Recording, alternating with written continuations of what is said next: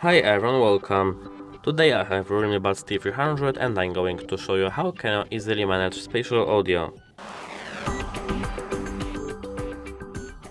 At first we have to insert our headphones into our ears. Now we have to open our app. Now we have to click on our headphones. Now, as you can see, sound effects, spatial audio. We have to click on it and now we can spatial audio mode. Turn on or off. Now we can listen to it too. That's it. Hope it helps you. Goodbye.